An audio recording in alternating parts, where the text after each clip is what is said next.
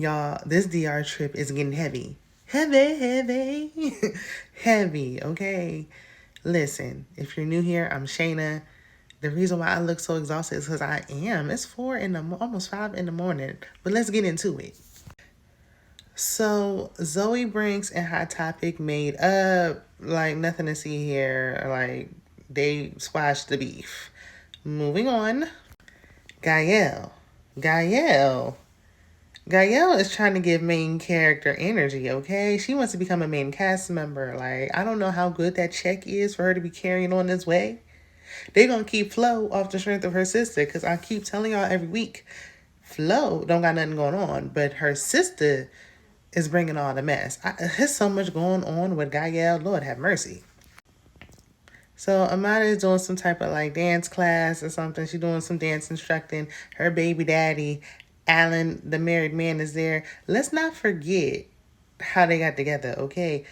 Let's not forget that Amara was dating Shay's brother, who was friends with her baby daddy, who she knew was married when she got engaged to him. So I gotta keep that in the back of my mind. But did she deserve everything that was going on this episode? No. That man is so disrespectful. My goodness. Gayale said, look, it's another trash, toxic, raggedy man over there. And I move over, Fable. Get you on your twist. Get on somewhere. I got a new loser. I got my eyes set on. So they dancing, and this motherfucker got the nerve to be flirting back. And I might have feeling some kind of way because she like, you flirt with my friends and you're my baby daddy. What does his wife feel? What does his wife feel like? I need to know how his wife feels. Because she's the one that's always got to sit there dealing with the man. You got to lose babies and you still got the nerve. That almost made me cuss. Ninja, please.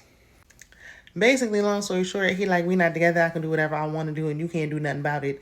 And she like, it's just the principle. It's the respect of it. So she started going off. They arguing, but they talking in Spanish. They going back and forth. She mad. She said, forget that. I'm talking in my native tongue so you can really get this tongue lashing. You hear me?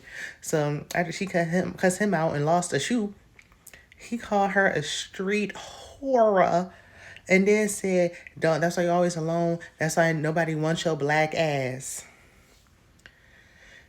Honey, don't try to make nothing work with him no more. She's still at the end of the episode. Oh, I want to, for my girls, forget that. Go to the courts. I don't know what else to tell you. I don't know. Forget it. You can't co-parent with somebody who don't want to co-parent.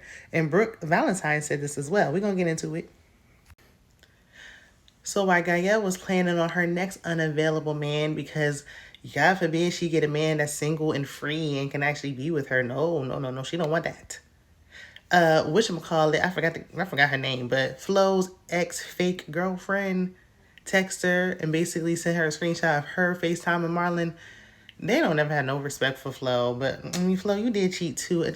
Throw the whole family away, everybody in that way. Not a single moral. If I was the mother, I would hang my head low in shame because not one of my kids has any type of value, moral, respect, anything going on. Nothing at all. Okay. So not only did her ex-girlfriend say, look, I'm FaceTiming your husband, but I also slept with your sister.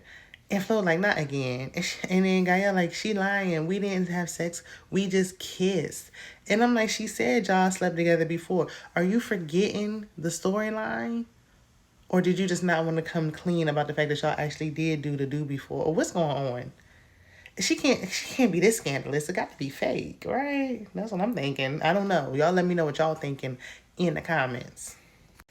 But do I think that Gayale is a scandalous whore? Absolutely, yeah, definitely. She ain't gonna get that stigma off her ever. And she got kids. Girl, a disgrace.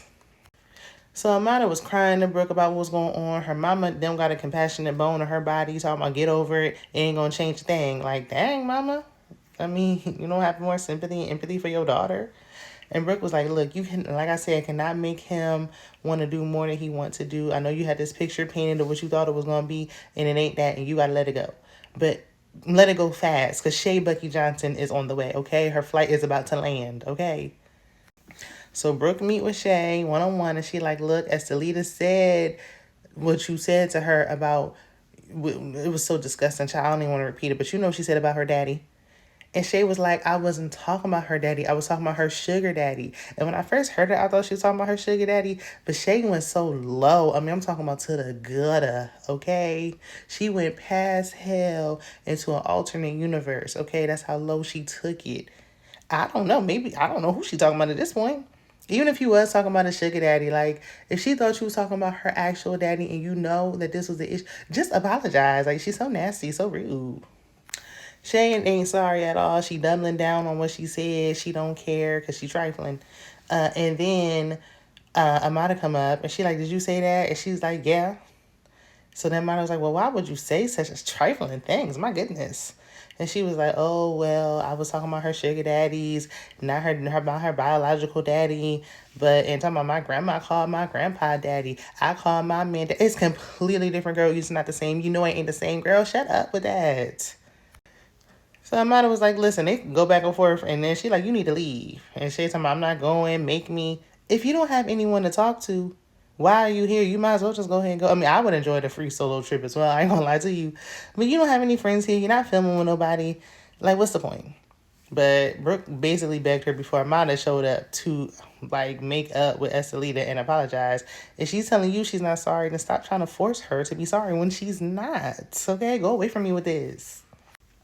Oh, and before I forget, Trick canceled the 50th anniversary. Good, because it sounded like it was going to be a hot mess, which is a shame because the only one downfall is Trina. So he told Trina, like, do you have to explain to my son why he can't perform? And for the first time, I'm starting to see some kind of emotion other than being a straight bitch out of Trina. She was like, I love Jay. I don't want to hurt him. No, girl, you got to face it and tell him why. So she got on the phone and basically was like, no, like, you won't have other opportunities, but not this, not on my watch, because I don't care. I'm not changing my opinion. So after she told her son, like, oh, well, don't know when you ever going to perform your song, don't care, she going to invite Trick to the cast trip. And I'm like, all this, supposed to be a girl's trip. Well, this person invited me, well, that person. Everybody should have just showed up at the same time. It's a cast trip. Like, we're not stupid. Like, just say what it is. It's a cast trip, and Amada's baby daddy just so happened to live there. That's all. But Trick said he coming, even though I wouldn't want nothing to do with Trina, but I digress. So then he get there, because Trina's man was there. And Trina's actually like sensitive around her man, and she's like, you know, tapping into her feminine energy, even though he looked like he's young enough to be her son or her little nephew. Like, you know, I see her being a little more vulnerable because they played some game. And Flo said Trina's mean, and she is. And she's like, do you think I'm mean? And like, he was hugging her and lying to her and telling her she not when she is. So in Bobby Light's room, apparently he the only one that got a suite. I don't know how that worked. Everybody was in there chilling, having a good time until Shay Buckey Johnson arrived, looking straight like she out of the author cartoon and book. So she shows up and they get to arguing, fussing, and fighting. She like, I meant your sugar daddy. Estelita like, you full of it. I don't believe you. Nothing got resolved. If anything matters got worse. But Shay still ain't leaving that free trip. I know that's right, okay? And apparently you can invite whoever you want. So, I mean, you don't even got to come alone. You can just bring whoever you want to bring at this point. And was it just me, or does Zoey have on that black one piece one too many times? Like, girl, you ain't packed nothing else? That's neither here nor there, I'm just saying. So after all the excitement, everybody's, you know, collectively playing games and having a good old time. And they play some game about name something I like about you and name something I don't like about you. Whatever that's supposed to resolve. I don't know. Didn't seem to resolve nothing. But then Amada was like, I invited my baby daddy. And everybody's like, oh my God. Like, why did you invite him? Like, for what? Oh my God, what's the reason? And Trina was like, you should have just cussed him out. I had enough. And Gayale was sitting with her man. Somebody's like, you better watch Gayale around your man. You know how she get down. She's loose. And Trina's like, I ain't got to worry about a thing. I'm watching him from his head all the way down to his feet. I'm watching his hand movements, his foot, his ankle, his kneecaps, everything. You better not. Girl, don't mind what that man, girl. What is he? Does he even have a job? Girl, who is that man? Don't nobody. I think you're fine. Nobody might not want that man but Gayale. So never mind. I take that back, honey. So the Doublemint twins, they put Amara on, was like, you need to watch Gayale. Like, we think she messing with your baby daddy still. So she go to confront her, like, I think it's girl code. Like, you messing with him. And Gayale, like, I don't got to answer to you, girl. He's fair game. You ain't with him, so I can mess with him.